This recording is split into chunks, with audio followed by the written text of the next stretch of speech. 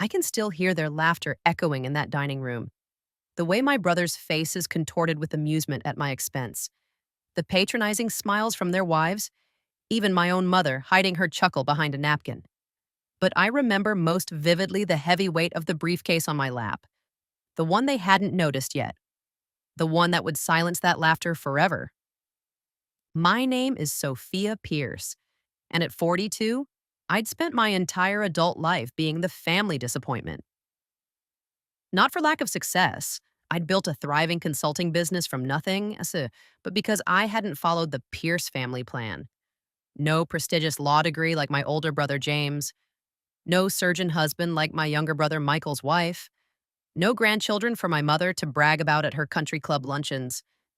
Instead, I had chosen independence, a small apartment in the city, clients who respected me, and a quiet strength that none of them had ever bothered to see. Until the night of my father's memorial dinner. Dad had been gone 3 months. Heart attack at 73, sudden but not entirely unexpected given his fondness for Cuban cigars and aged whiskey. That night was meant to honor him, to share memories before the reading of the will the following morning. At least that's what my mother had said when she called to insist I attend. Sophia, it's important that we all be together as a family, she'd said, her voice carrying that familiar note of disappointment. Your father would have wanted it. What she meant was that appearances mattered. All three of his children, gathered around the dining table at the family estate, the sprawling colonial home where I'd grown up but never quite belonged. The home I'd left at 18, returning only for obligatory holidays and the occasional Sunday dinner that always ended with pointed questions about my life choices. I remember driving down the tree-lined avenue that led to the house, how the ancient oaks seemed to reach for each other overhead, creating a tunnel of greenery my father had been so proud of. He'd planted some of those trees himself when he first purchased the property, envisioning the legacy they would represent by the time his grandchildren played beneath them. Grandchildren I had failed to provide. I pulled into the circular driveway at exactly 7 p.m., parking my modest sedan between James's Tesla and Michael's Range Rover. The contrast wasn't lost on me. I smoothed my black dress, understated but expensive, one of my few indulgences, and reached for the briefcase on the passenger seat. Black leather, brass clasps. My father's once. He'd given it to me on my 30th birthday, the only gift from him I'd ever truly treasured. For when you finally get serious about your future, he'd said. The irony wasn't lost on me as I carried it toward the house that evening. Sophia, darling, you're right on time. My mother greeted me with air kisses, careful not to smudge her perfectly applied lipstick.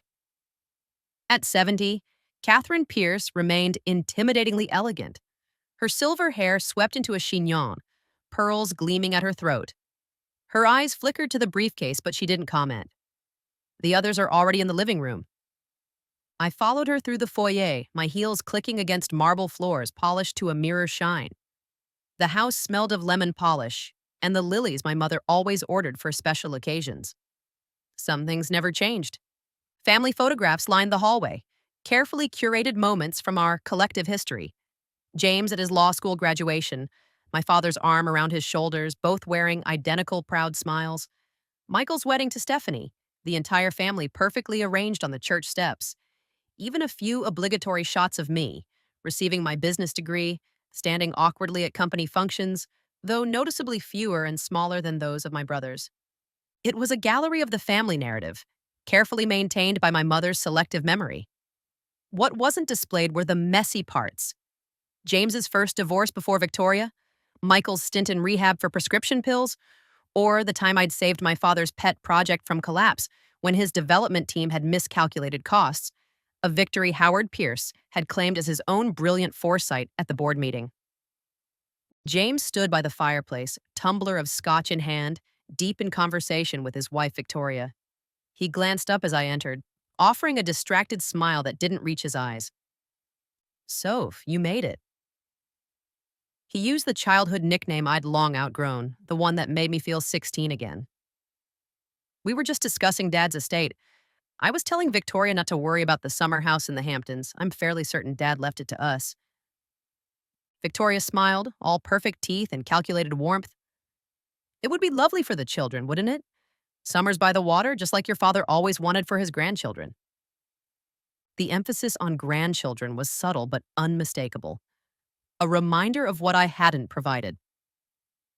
Victoria had married James after his first wife left him for her yoga instructor, a scandal my mother had somehow managed to reframe as James making a better choice the second time around. Victoria was everything the Pierce family valued: socially connected, impeccably groomed, and unwaveringly supportive of her husband's ambitions. The fact that she seemed to genuinely love him was merely a fortunate bonus. Soph, there's my big sister.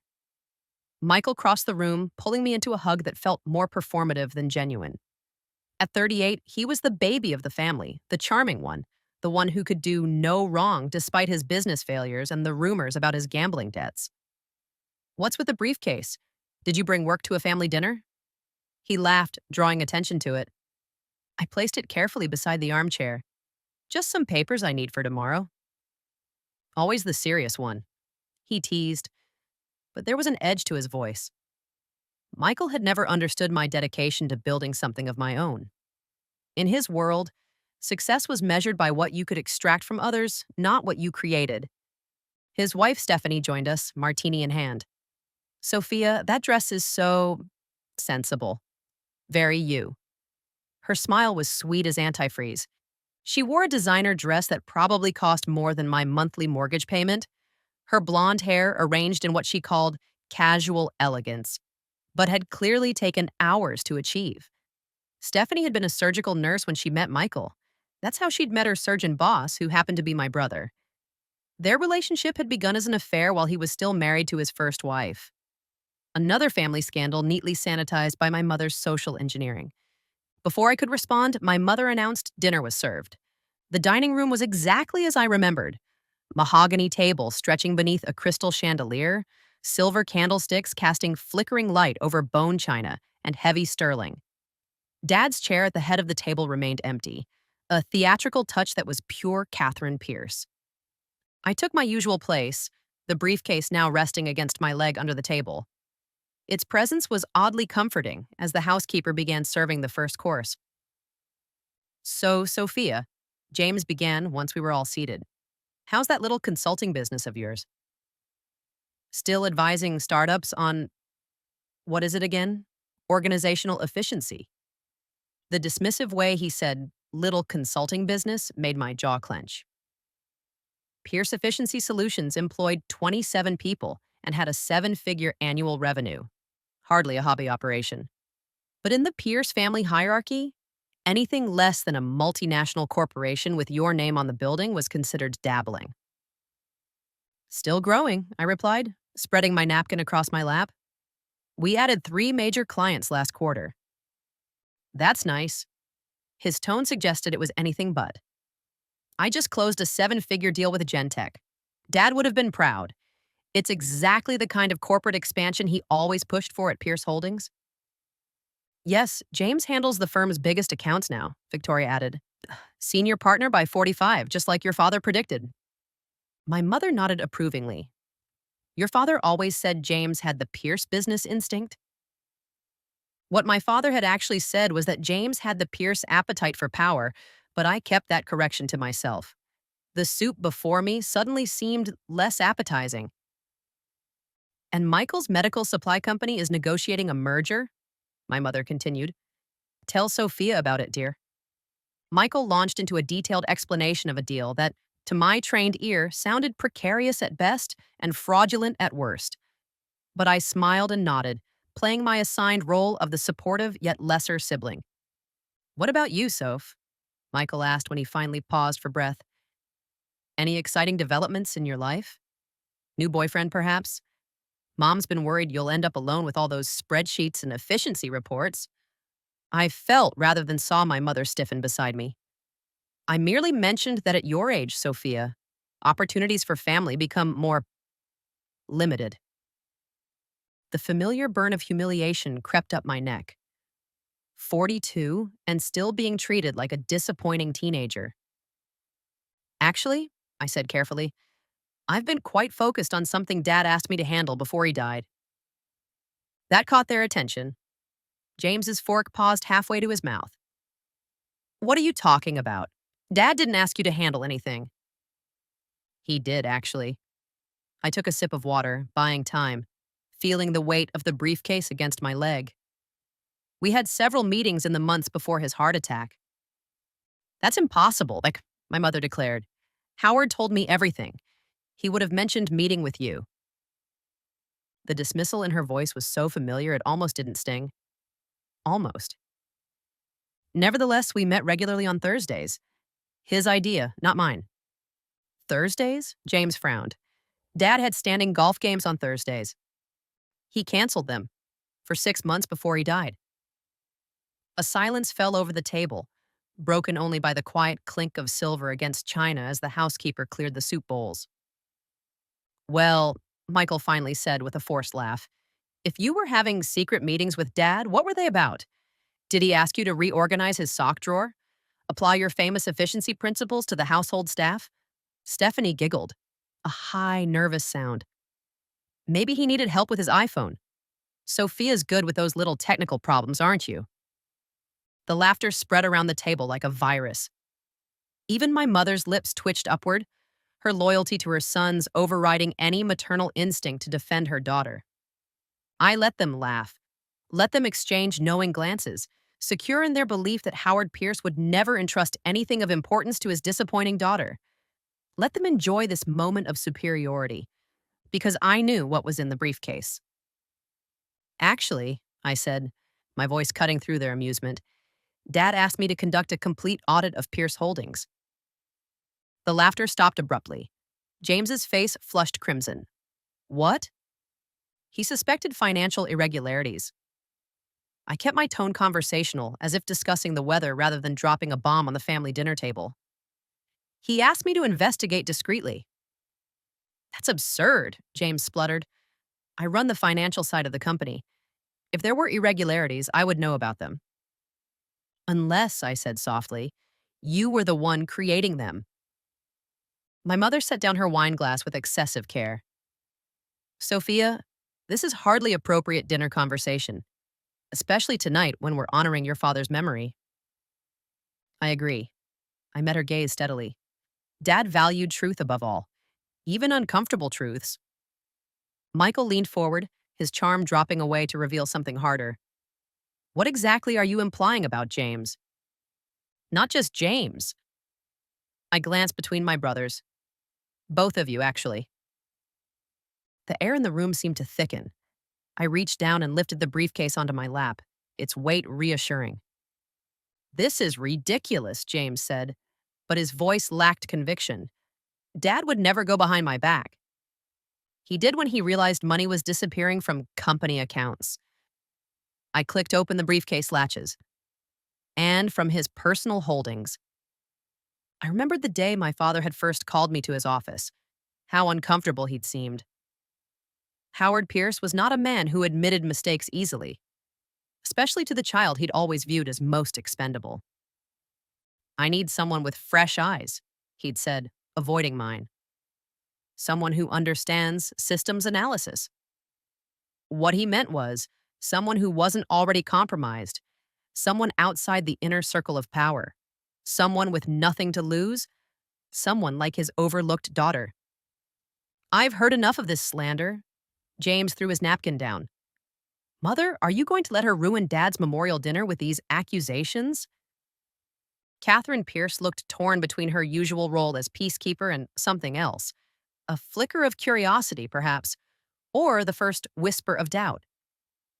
Let her speak, James, she said finally. I want to hear what your sister has to say. James sank back into his seat, jaw clenched.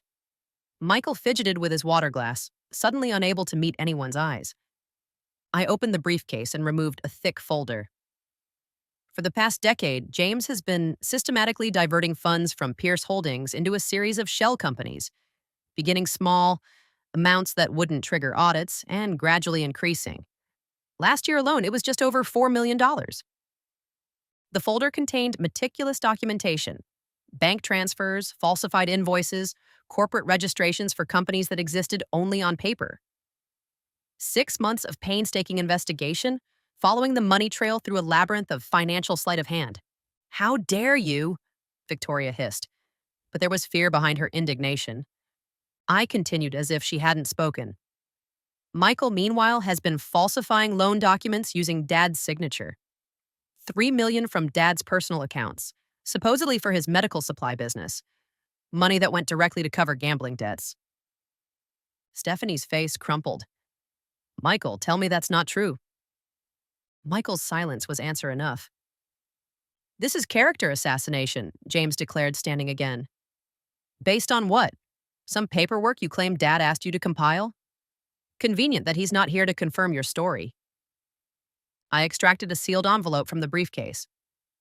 Dad anticipated your reaction. That's why he left this with his attorney, to be opened only if his suspicions proved correct. I placed it on the table. Mr. Harrington provided it to me this afternoon after reviewing my findings.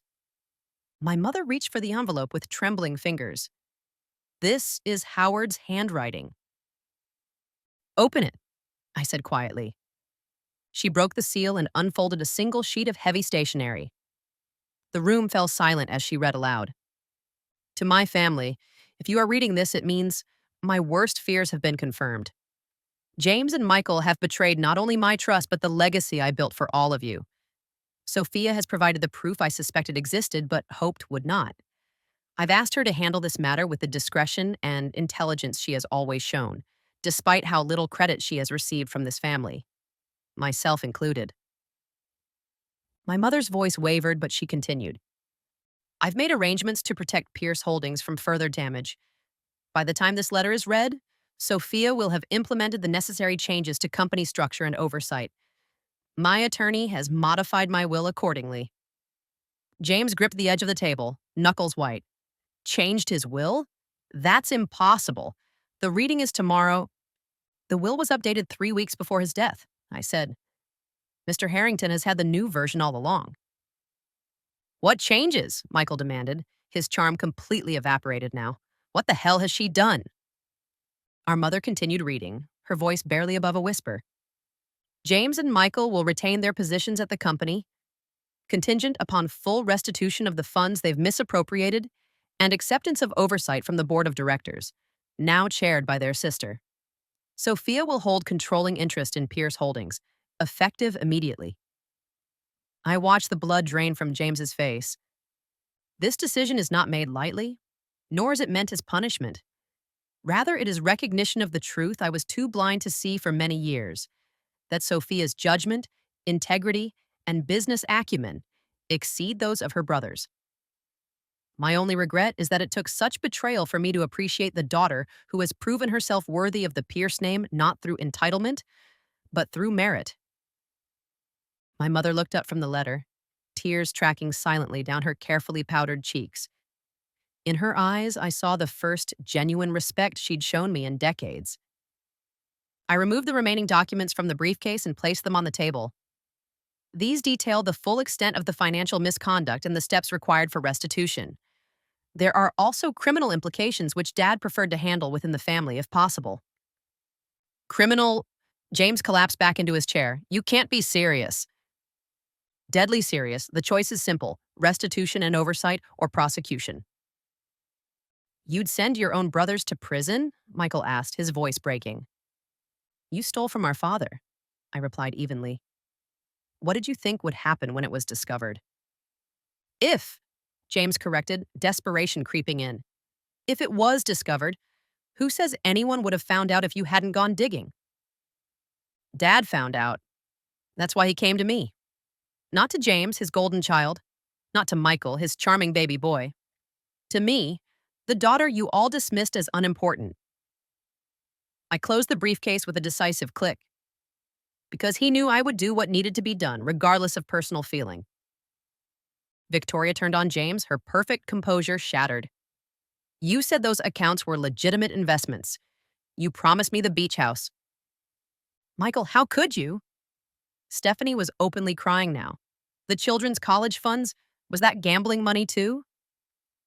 My brothers sat in stunned silence as their carefully constructed lives began to unravel. My mother carefully refolded my father's letter. Sophia is right. Your father valued truth, and he would be heartbroken by what you've done. She looked at me with new eyes. What happens now? Now, I said, standing and collecting the documents. We salvage what's left of the Pierce name, as Dad wanted. James looked up, defeated yet still defiant. You've been planning this ambush for months, enjoying every minute, I bet. I considered him for a long moment. My brilliant, privileged brother who had never faced a consequence he couldn't charm or buy his way out of. No, James. There's no joy in this for me. Just necessity. I tucked the briefcase under my arm. The lawyers will contact you both tomorrow with detailed repayment plans. I suggest you come prepared to cooperate. And if we don't? Michael asked, a glimmer of his old calculation returning. Then I'll do what Dad asked of me. Protect the company, no matter the personal cost. I turned to leave, then paused. One more thing. The summer house in the Hamptons? Victoria looked up hopefully. Dad left it to me. His words. For the daughter who never asked for anything but earned everything. I left them there at the dining table, surrounded by the wreckage of their entitlement. As I walked through the foyer, I caught sight of myself in the antique mirror. Straight-backed, clear-eyed, my father's briefcase in hand. For the first time in that house, I didn't see a disappointment. I saw a Pierce. The following weeks were a storm of legal meetings, financial restructuring, and family fallout. James and Michael agreed to the repayment terms. They had little choice. But our relationships fractured in ways that might never heal. Their wives closed ranks around them, painting me as the villain in their personal narratives. The company headquarters became a battleground of whispered alliances and quiet power struggles. Employees who had worked under my brothers for years found themselves uncertain of where their loyalties should lie, with the men who had hired them or with the woman who now controlled their futures. I made it clear from my first day as CEO that competence would be the only currency that mattered at the new Pierce Holdings. Some adapted, others left. The organization emerged leaner but stronger. My first executive hire was Jonathan Wright, a brilliant financial director with a reputation for ethical ruthlessness when it came to corporate governance. His team combed through every account, every transaction, every contractual obligation the company had made in the past decade, rooting out any remaining irregularities with surgical precision. Your brothers built quite a house of cards, you know what? He told me one evening as we reviewed the latest findings. If you hadn't stepped in when you did, the whole thing might have collapsed within 18 months. They never believed in consequences, I replied. Not for themselves, anyway. Each morning, I arrived at the office before dawn, determined to learn every aspect of the business my father had built. Each evening, I left long after most employees had gone home, carrying stacks of reports and market analyses to study. The learning curve was steep, but I'd been preparing for this my entire life without realizing it. Only my mother surprised me. Sophia, may I come in? She stood in the doorway of what had been my father's office, now mine. The brass nameplate already changed. S. Pierce, CEO. I gestured to the chair opposite my desk, Dad's desk. Of course. She sat with the rigid posture I'd inherited from her, hands folded in her lap. The board meeting went well today? Better than expected. The new oversight committee is in place. She nodded, studying me with an expression I couldn't quite read. Your father's letter. He wrote that he regretted not seeing your value sooner. I share that regret. I kept my face carefully neutral. Thank you. No. She leaned forward. I need to say this properly. I was wrong about you, Sophia. For years, I measured your worth by standards that never fit who you actually are. I saw your independence as stubbornness, your focus as coldness, your self-sufficiency as a rejection of family. And now I see they were strengths all along, strengths I should have celebrated. She hesitated. I know I wasn't always the mother you deserved. The understatement almost made me smile. Almost. I'd like a chance to know you better, she continued. The real you, not the daughter I thought you should be. I considered her offer. The hurt of decades couldn't be erased with a single conversation. Yet there was something genuinely different in her eyes. Respect, perhaps for the first time. I'd like that too, I said finally, but on new terms, equal ones. She nodded, and I saw in her the strength that had made her Howard Pierce's match for 50 years. Equal terms? As she rose to leave, she paused by the door. Your father told me something once, years ago, when you left for college instead of taking the position he'd arranged at the company. He said, that one has steel in her spine. She'll either break his heart or make him prouder than the boys ever could.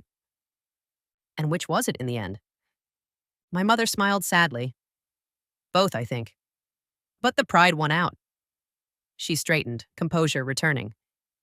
Dinner on Sunday? Just the two of us? I'd like that. After she left, I opened the bottom drawer of the desk, my desk now, and removed my father's favorite tumbler and the bottle of scotch he'd kept for special occasions.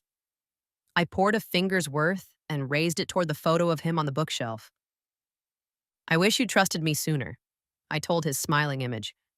But I understand why you didn't. The scotch burned pleasantly as I swallowed. My phone buzzed with a text from James, the first communication since the dinner.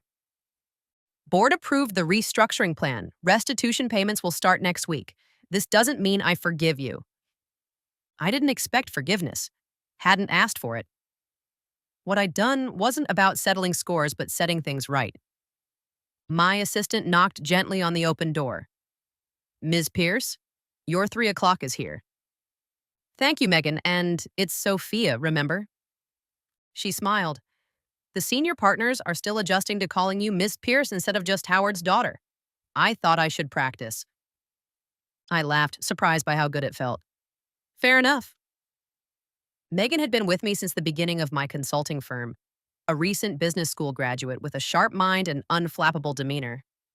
When I took over Pierce Holdings, I'd brought her with me, promoting her to executive assistant and doubling her salary. She'd already proved invaluable in navigating the complex politics of the company, particularly with employees loyal to my brothers. The quarterly numbers are on your desk, she added. Finance is projecting our best performance in 5 years. As I prepared for the meeting, I caught my reflection in the window of the corner office, my office now. The view of the city stretched before me, buildings gleaming in the afternoon sun. Below my reflection, the name of the company my grandfather had founded and my father had built now rested in my hands, Pierce Holdings. They had laughed at me that night at dinner, secure in their belief that I was the family footnote, the cautionary tale, the path not to follow, until I opened my briefcase. Now I was the one writing the family story. And unlike my brothers, I intended to make it one worth telling. The annual Pierce Holdings Charity Gala was in full swing. The ballroom of the Westbrook Hotel transformed into a winter wonderland of silver and blue. As CEO, I'd insisted on continuing the tradition my father had started 30 years earlier, though I'd redirected the fundraising toward educational scholarships rather than the arts endowments my parents had preferred. Another small change that felt significant: my mark on the Pierce legacy. I circulated through the crowd in a midnight blue gown, shaking hands with board members and major clients, accepting congratulations on the company's strongest fiscal year to date. The truth was that removing the financial drain of my brother's schemes had immediately improved our bottom line. Pierce Holdings had emerged from its restructuring stronger than ever. Our stock had risen 30% over the past year, and we'd acquired 2 smaller competitors in strategic markets. Industry analysts who had once dismissed us as old money coasting on reputation now pointed to our governance reforms as a model for family-owned businesses transitioning to modern corporate structures. The gala itself reflected our new direction: less ostentation, more substance. Instead of celebrity performers and extravagant party favors, we'd arranged panel discussions with education innovators earlier in the day and showcased scholarship recipients who spoke powerfully about the impact of educational opportunity. More than one board member had raised eyebrows at these changes, But the positive press coverage and enthusiastic response from donors had silenced the critics. Speaking of my brothers, James stood across the room with Victoria, both carefully maintaining the appearance of family unity while keeping their distance from me. The restitution payments were nearly complete, and James had actually proven himself valuable in his diminished role once the temptation of unchecked power was removed. His relationship with Victoria had weathered the storm, though rumors suggested it was more about preserving assets than affection. Their two children attended the same private schools as always, their social standing carefully maintained by Victoria's fierce determination to pretend nothing had changed. Michael and Stephanie had divorced, his gambling finally too much for her to tolerate. He'd moved to our Chicago office, where he was doing surprisingly well under the supervision of a mentor I'd assigned, a retired FBI financial crime specialist with no patience for charm or excuses. The mandatory therapy I'd made a condition of his continued employment seemed to be helping as well. Last month, he'd celebrated 1 year of recovery from gambling addiction. I'd sent flowers but declined his invitation to attend the celebration meeting. Some boundaries were healthier maintained. "Sophia, darling, you've outdone yourself." My mother appeared at my elbow, elegant as ever in silver lame that matched her hair. Our Sunday dinners had become a genuine tradition rather than an obligation, and while we'd never have the easy relationship she shared with my brothers, we'd found something perhaps more valuable: mutual respect. The gala was mostly Marion's doing, I admitted, nodding toward my event coordinator. "I just approved the budget." "Don't sell yourself short." She surveyed the room with satisfaction. "Your father would be proud. The company has never been stronger." "I think he'd be prouder that the family is still intact, more or less." She raised an eyebrow. "Despite everything?" "Because of everything," I corrected. "We're more honest now, more authentic." It hadn't been easy. The first Christmas after the revelations had been a tense affair, with conversation limited to careful pleasantries and the children's excited exclamations over presents. But slowly, painfully, we were rebuilding. Not the facade that had existed before, but something with a stronger foundation. A familiar voice interrupted us. "Ms. Pierce, sorry to disturb you, but the mayor has arrived and is asking to speak with you." I turned to find Megan, my former assistant, and now head of our newly formed Ethics Compliance Division, a department I'd created specifically for people with her particular talent for spotting inconsistencies. "Thank you, Megan. I'll be right there." I turned back to my mother. "Duty calls?" She squeezed my arm gently. "Go. Lead. It's what you were always meant to do." As I crossed the ballroom, I passed the table where James and Victoria sat. My brother's eyes met mine briefly, and he gave a short nod. Not forgiveness, not yet, but acknowledgement. It was a start. The heavy weight of my evening clutch reminded me of another evening, another room, another weight. The briefcase that had changed everything. I'd kept it, of course. It sat on a stand in my office, a reminder not of triumph, but of responsibility. I thought of all that had transpired since that dinner. The sleepless nights rebuilding what my brothers had nearly destroyed. The difficult decisions about which employees to keep and which to let go. The board meetings where I'd had to prove myself repeatedly to men who'd known me since childhood but never truly seen me. The lesson hadn't been that power could shift, though it had. The lesson was that power should never be the goal. Integrity should. In that briefcase, I had carried more than evidence. I'd carried my father's final gift, the chance to become not just a Pierce in name, but a Pierce worthy of the name. A name I'd now redefined on my own terms. Last week, I'd visited my father's grave, placing fresh flowers against the gleaming headstone. "I hope I've made you proud," I'd said to the silent marble. "Not because I need your approval anymore, but because you trusted me when it mattered most." The wind had rustled through the cemetery oaks, and I'd felt perhaps a kind of peace, or at least a truce, with the complicated man who had been Howard Pierce. Listen, I straightened my shoulders and moved forward to greet the mayor, feeling the strength that had always been there. The steel in my spine my father had recognized before I did myself. They had laughed at me that night at dinner. No one was laughing now.